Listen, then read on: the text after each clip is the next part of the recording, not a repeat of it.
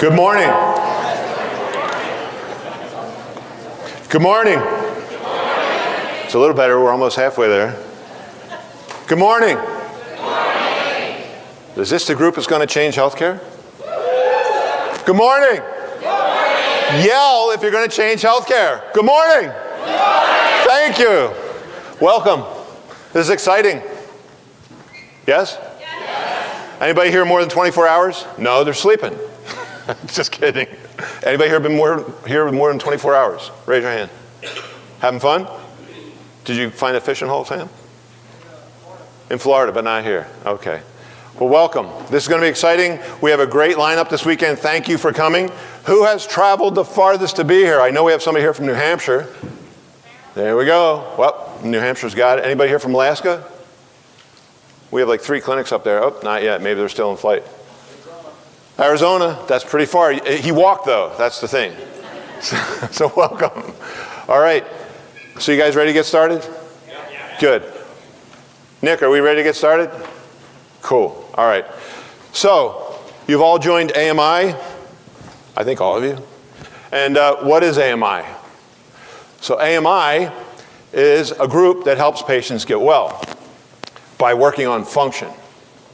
That's what is different about us. If you look at the stuff we offer the same thing that most of the other companies that teach integration offer.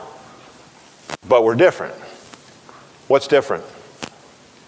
I mean, we got all this stuff, right? If you look at that list, everybody does that, right? What makes us different? Excellent coaches. Excellent coaches, thank you. This is my brother, I paid him to be here, actually. No, this is what makes us different. Our viewpoint. What is our viewpoint? What are the 3 rules? What are the 3 rules? And here's a hint.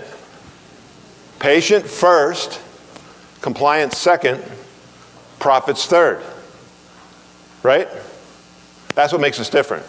We are patient-centered. We care about getting our patients well. That's our primary driving force. Am I right? Yeah, that's why we do this. So that makes us different. Your viewpoint makes you different. So we're going to talk a little bit about viewpoint today before we get going. I think oh no, there you go. So let's talk about viewpoint. Advanced Medical Integration is an integration company. It is not a multidiscipline company. What is the difference? Patients working, or team, who working together, Tim? He's right. Multidiscipline is different licenses under the same roof, working under the same roof. Integrated is different licenses working on the same patient. See the difference? Everybody working together. Every patient is everybody's patient. You work as a team. That's why we teach team meeting. You have to stay on the same page. If you don't, the patient's going to suffer. So we are truly an integrated, fits together, works together, an integrated company. Do you guys see that? Do you guys see that? Yes. There's 3 answers today that are possible. This is yes. This is no. This is I don't know what you're talking about, Mike. Do you guys see that? Yes. Thank you. Okay. So let's look at this. Is America healthy? No. Got a couple no's. It's okay to be different. Anybody yes? It's okay to say yes. Well, if we all say no, that's great, but that's still just opinion. And I like to look at stats. So can I share with you some stats? Yes. All right, now some of you have heard these stats before, but not all of you. And it's important that we're all integrated. So this is our team meeting. America makes up 4.6% of the world's population. That's not very much. It's less than 5%. America outspends, the other 95% combined, probably since they've been keeping records. So one country, which makes up 4.6% of the world's population, outspends the other 95.4% combined. I think it's $3.2 trillion. We consume, depending upon which author you pay attention to, 50 to 75% of the world's medication. Now, when I was looking this up to check my facts to make sure they're up to date yesterday, I saw authors saying 50. And they were actually saying, so it's not so bad. We only consume 50% of the world's medication. If it was 30, it would be ridiculous. But I think the second number is probably more accurate, 75%. Thank you, I look better in the dark. You probably can't see this, so you might want to darken it a little more. Yeah, this came out a little bit light. What this is a graph. This is from the Organization for Economic Cooperation and Development and the World Bank. That's where these numbers come from. And these are a plot of life expectancy and dollars spent per citizen on health care of the top 25 industrialized nations in the world. Oh, this side you can see a lot better. See, I told you guys you should have sat over here because these numbers are a lot easier to see. If you look at Japan. Japan is almost 5 years longer life expectancy on average than the United States.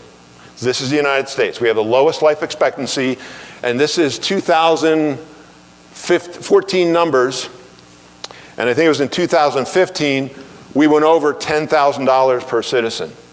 So it's not getting better, it's getting worse. Our health care is getting more expensive, and none of us think it's working. Something's wrong with that, and we're in health care. So how many of you ever heard of this woman, Dr. Barbara Starfield? A couple of you. You might want to write her name down.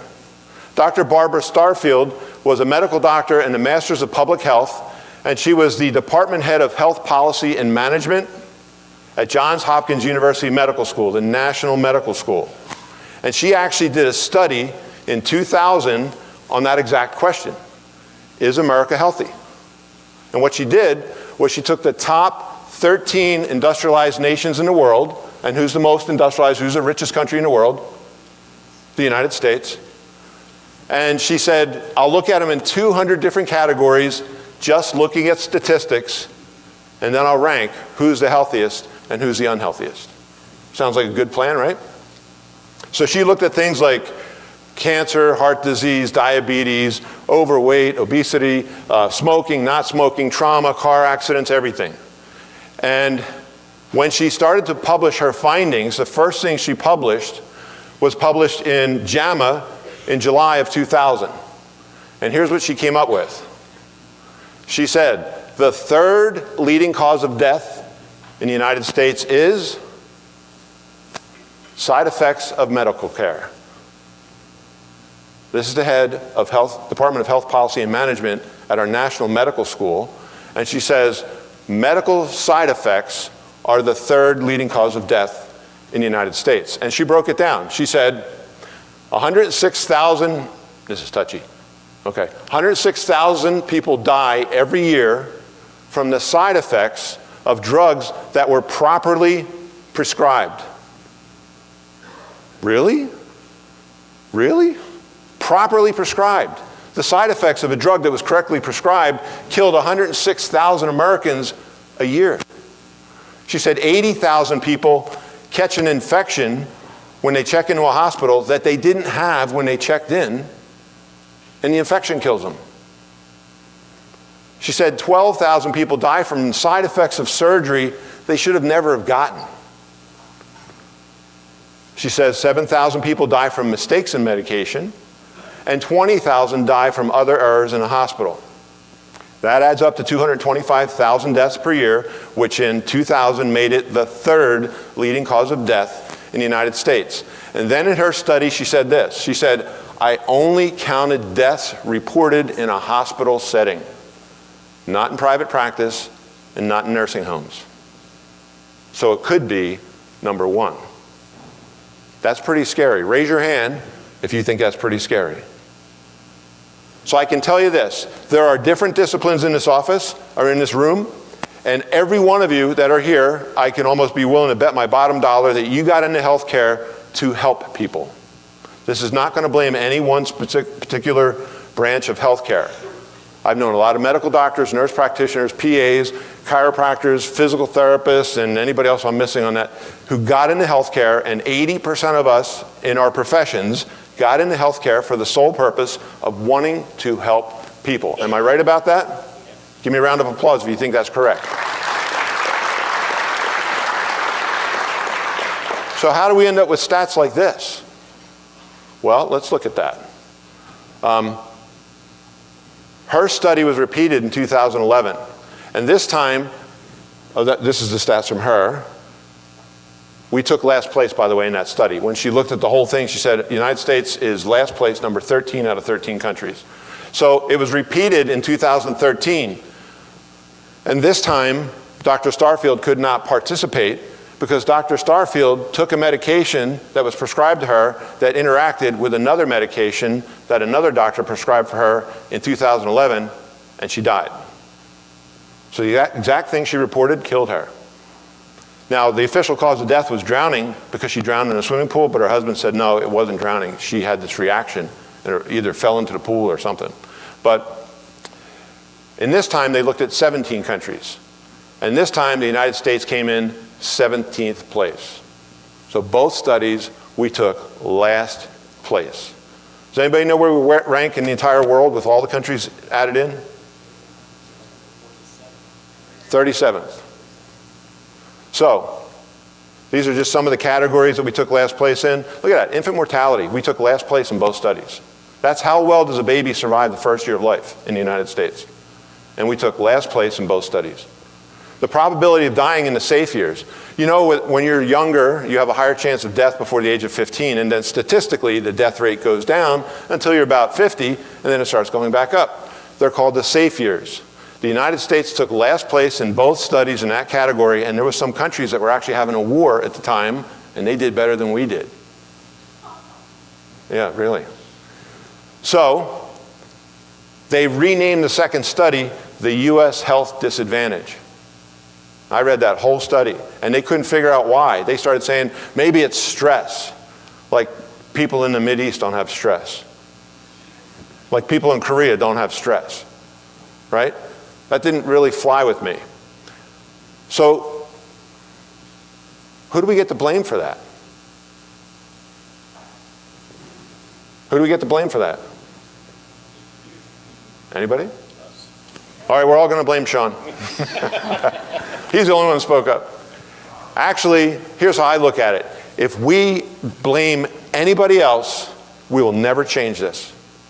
We will never change these stats if we blame anybody else. We have to accept blame ourselves, and then we can do something about it. Do you agree with that or no? Yes. I got a couple people saying yes. Give me a round of applause if you agree with that. Good. So what it comes down to is a viewpoint shift. I'm going to put my water right there. Is that all right? It comes down to a viewpoint shift. The only way you can change this is to change the way you look at things. That's in my opinion. If you look at things differently, then things will start to change. Have you ever noticed that in life? You can have all these obstacles, it's impossible, impossible, impossible, and then you change your mind about it and all of a sudden it's possible. Have you ever noticed that? Raise your hand if you've noticed that. Good. So that's what I'm trying to get you to do now. This is a viewpoint that we have on disease, and we are all guilty of looking at this viewpoint the way I'm going to explain right now. So if this was a disease timeline, meaning this is the day the disease starts, and this is the day the disease ends, what usually happens on that day? Nobody says you get cured? You know how many people said, I've been saying this for 10 years to probably 10,000 people. You know how many people said you get cured so far? 2 people. That's one viewpoint that has to change. The body can heal itself. Sometimes it needs help. Sometimes it needs to have obstacles removed. Would you agree with that? But the body can heal. Deepak Chopra says the greatest doctor we work with is the doctor within the patient. Right? So this is the day it starts. This is the day it ends. This is all the things that happen to that person during the course of the disease. Does the patient know they have the disease on day 1? No. What do they got to experience to know they have a problem? Symptoms. Raise your hand if you agree with that. People get a symptom, they go, oh, let me try to self-medicate this. Oh, that's not working. I guess I got to go to the doctor. I hope it's a nurse practitioner. That was a joke. A lot of people actually do say that, believe it or not. So when they get that symptom that makes them go, gee, something's wrong, does that usually occur in the first half of the disease or the second half of the disease? Raise your hand if you say first half. Raise your hand if you say second half. Raise your hand if you refuse to raise your hand. Come on, you can do it. Let's do a drill. Ready? Everybody sit up straight. Okay, everybody raise your right hand. Good. Put them down. Everybody raise your left hand. Good. Now everybody raise both hands. Now start clapping. No, like a song. No, I'm kidding. Very good, very good. Give yourself a round of applause. Okay, so I'm going to give you some statistics because not everybody raised their hand, and some people are like going, I don't want to say the wrong thing. So let me give you some information to cheat on this question, and then I'll ask it again. What is the leading cause of death in the United States? Heart disease. 700,000 Americans on average die of heart disease in this country every year. About 350,000 of those people all have the same first symptom. What is it? The heart attack that kills them. So their first symptom shows up on the last day. Did you know that? That is half of the leading cause of death in the United States. One of my good friends, I was the best man at his wedding. A couple years ago, his wife called me up and said, found Olin in the kitchen. Now, he's a Marine, right? He was in my hunting club, and we were good buddies, and he was a big dude, and he was pretty buff. I'm like, what happened? He had a heart attack. He didn't have heart disease. Well, apparently he did. That's half of the leading cause of death. What's the second leading cause of death in the United States? Cancer. Raise your hand if you knew somebody that had cancer. Raise your hand. Look around the room. Do you know that 40 years ago, the cancer rate was 1 in 40? Do you know what it is now? 1 in 3. That's pretty scary. 1 in 3. So you're all qualified to answer this next question. Can you have tumors and not have a symptom? For how long? Years. So you're lucky if those symptoms show up in the last 10% of the disease. Do you understand that? So this is our window right here to treat that problem. Now, let me just ask you guys, do you think it would be better to treat the disease here or here? Let's call this the end, and let's call this the beginning. The beginning. Do you think they have a better prognosis at the end or in the beginning? So what do we do in this country? When somebody has a symptom, what's the most common thing we give them? If somebody has inflammation, what do we give them? An anti-inflammatory. If somebody has pain, what do we give them? Pain medication. We cover it up. Is inflammation good or bad? Good, bad, good. I hear good, bad, good, good. Well, let me just say this. If this whole room was a big muscle cell, and every table, or a muscle, and every table was a muscle cell, and every aisle where you sit was a capillary, they have to get fuel in there. They have to get oxygen in there. So it's traveling on a red blood cell, right? Everybody with me? Okay. So the red blood cell is about the same width as the capillary, because when it travels down there, it's actually rubbing up against the muscle cell, which is stealing the stuff it needs and dumping the stuff it doesn't need. It's called osmosis. Is that correct? Yeah. So if you damage part of that muscle, do red blood cells or white blood cells fix it? White. Which one's bigger? White. Way bigger. So how do they get in? They squeeze in. And what's that called? Inflammation. You can't heal without inflammation. We had a surgeon speak at our convention a couple years ago, and he said they should rename that drug Stop the Healing Drug. Right? We got to change our viewpoints on this. Giving somebody something to stop their inflammation also slows down their healing process. Am I right? Right. So we got to change our viewpoint. We got to stop being so centered on symptoms. Oh my gosh, let's get rid of the symptom. Let's get rid of the symptom. Let's get rid of the symptom. I mean, how many of you drive down the street when your oil light comes on your car? Hopefully it doesn't. But if it did, you grab a can of spray paint and go, shh, I'm good. That's what we're doing with our bodies. Am I right? That's why we have the most expensive, ineffective health care on the planet. Right? That's not okay with me. That's not okay with me. Let's look at what they're doing this for. What is the top 2 things that get people in a hospital in this country? What's number 1? Birth, being born. That's the number 1 reason to be in a hospital. What's number 2?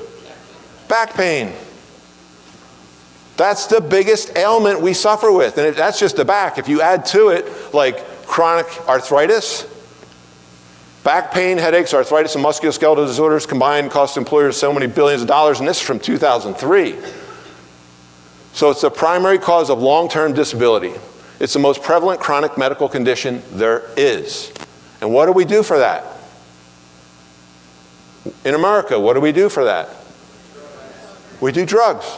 And what kind of drugs? Opioids. What is the number one diagnosis for an opioid prescription? Back pain. How many of you in this room treat back pain? You're getting your asses kicked by the drug companies. They are outselling you and outproducing you and making way more money than you and getting way more patients under care than you are. They have better marketing, more money, nicer offices, and better suits. They do. What are we going to do about that? We can't go up against them and beat it. Look at this. America has the highest drug death rate in the world. The highest. That's us. That's everybody else.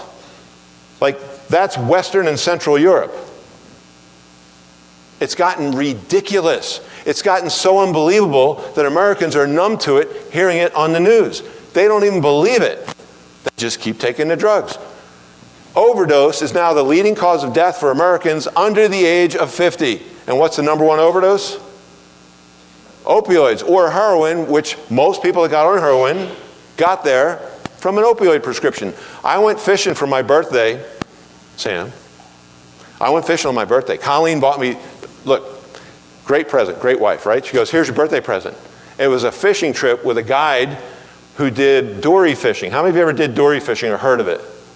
Nobody? Oh, you have? Where?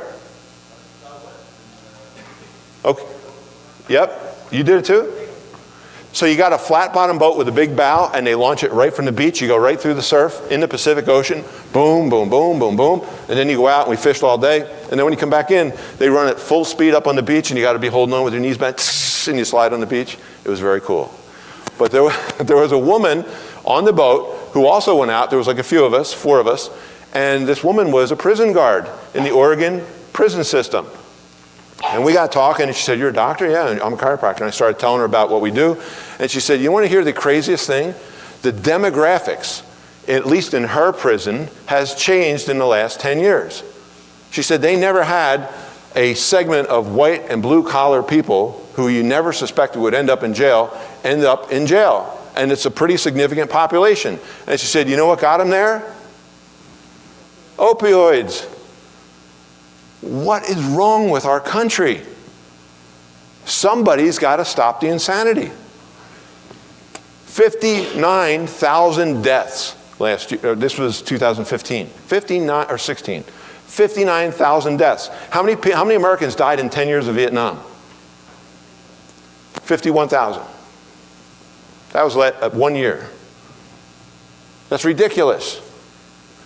Opioids and heroin top the list from these deaths. Ohio is actually launching a suit against drug manufacturers. Is Greg Palkowski here? All right, he's one of our clients. He's the board president appointed by the governor in the state of Ohio. Ohio is suing drug manufacturers because of the prescription of opioids. This is all from CBS and the New York Times. It's gotten totally out of control. So doing the same thing over and over again and expecting a different result is the definition of insanity. When are we going to learn? When do we do something different? Who's going to lead the way? Who's going to lead the way? Hey, how are you? Welcome.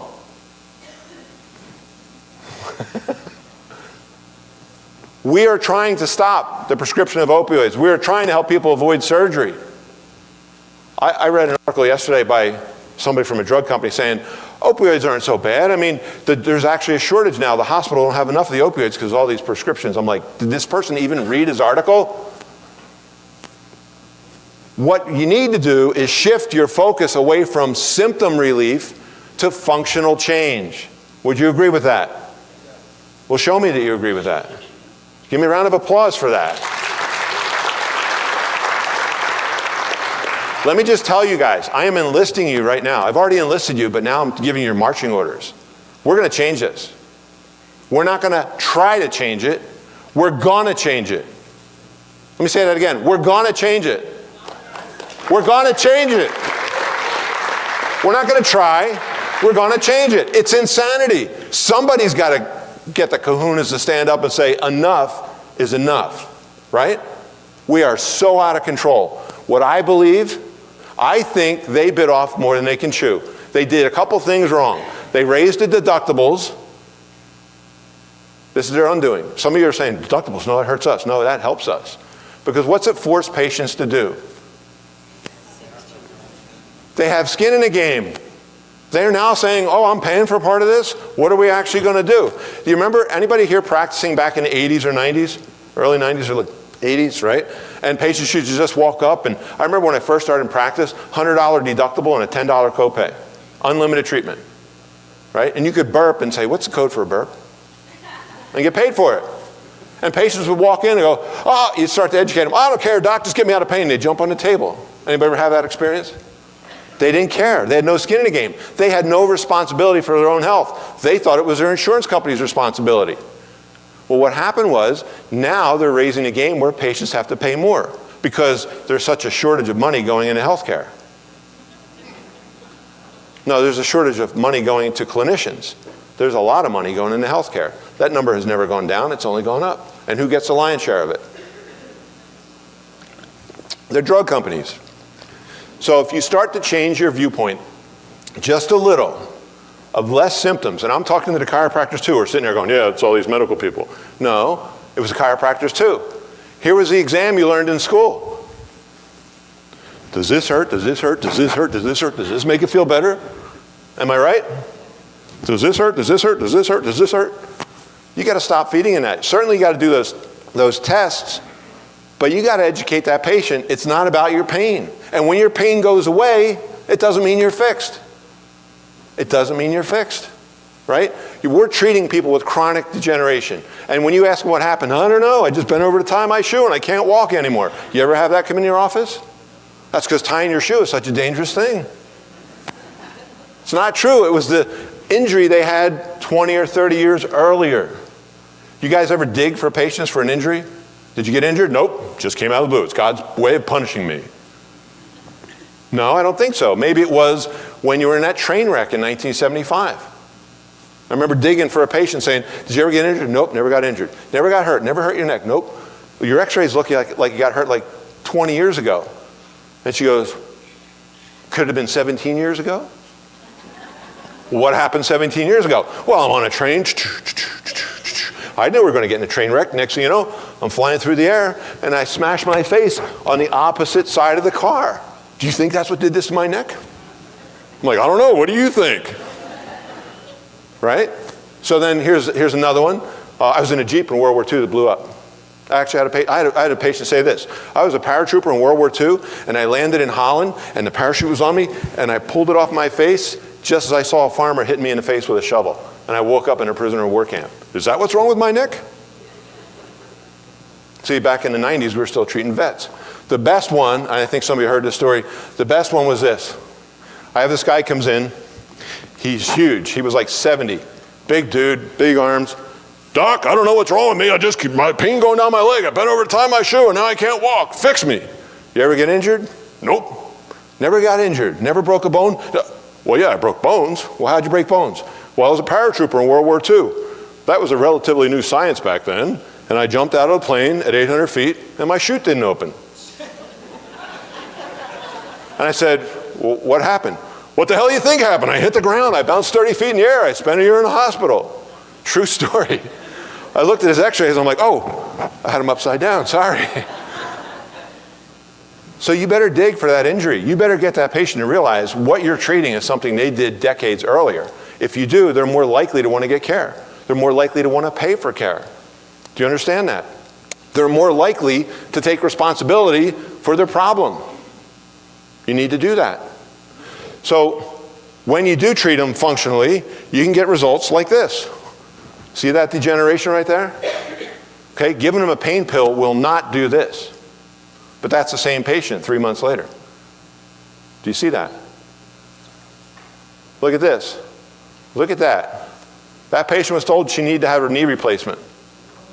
Do you have to have the end part of your femur cut off and the top part of your tibia cut off, and we'll put a man-made device on there that will last you 15 or maybe 10 years, and then we'll be able to do it again once, and then we'll probably have to amputate your leg when that wears out.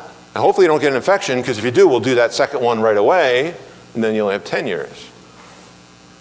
So instead, this person got treated in one of our clinics, and look at that, February, May, look at that. Off her walker, doing everything she used to want to do before. Think that's a good result? That's Dr. Glenn Burford in Memphis. Give him a round of applause.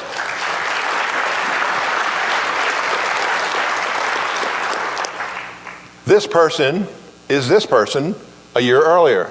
This person is in this room. I'm not going to make her identify herself, but I know you can get results like that, but that's functional treatment that does that. That's not giving them a pain pill that puts that curve back in the neck and pulls that head back, right? This person's complaint was headaches. Look at C1. It's on an angle. It's like this. Can you guys see my? It's like that. That's why it's got that double look to it. It's tilted. Look at it now. And the headaches are completely gone. And she has a lot of stress because her boss is a jerk. So the reasonable man adapts himself to the world. The unreasonable one persists in trying to adapt the world to himself. Therefore, all progress depends upon the unreasonable man. I love that quote. That's George Bernard Shaw. All progress depends upon the unreasonable man. We have a duty as clinicians to do something about this. I don't know if you think that way, but I think that way. And you're probably sitting in this room because at one moment when I was talking to you, I went, okay, this person thinks this way too. You were recruited, whether you like it or not.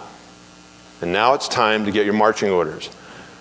We have a duty to not be reasonable about the condition of healthcare in the United States. Do you agree with that or not agree with it? Give me a round of applause if you agree with it.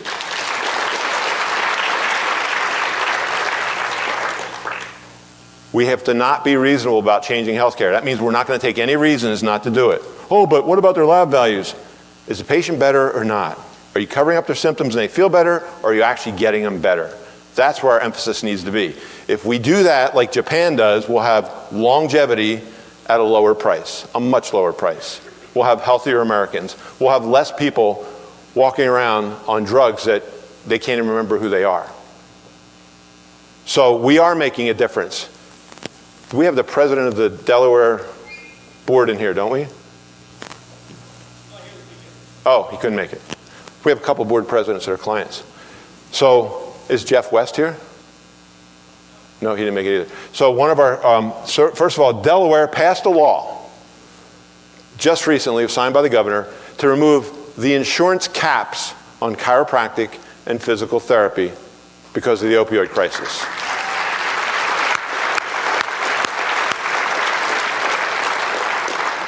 The bill was penned by a state representative who was a patient of one of our clients. Give us a round of applause on that one. West Virginia, I believe, passed a bill saying you can't get an opioid unless you have chiropractic or physical therapy first.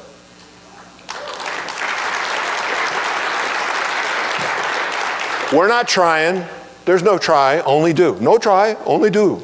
That was my imitation of Yoda. So, how many of you know what the Inc. 5000 list? Raise your hand if you know what that is.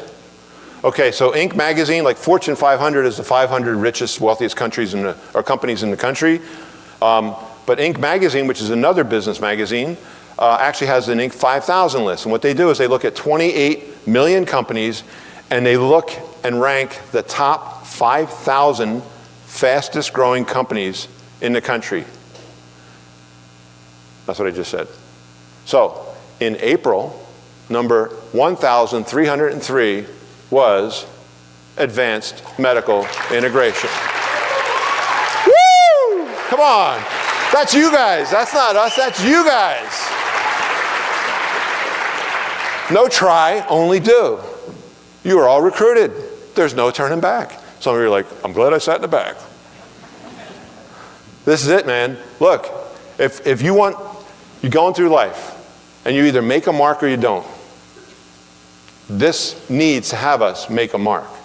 It needs people who care and are willing to stand up and take a risk. I wrote a book. I have help with a writer. We wrote a book. We don't have a name for it, but the book is about healthcare.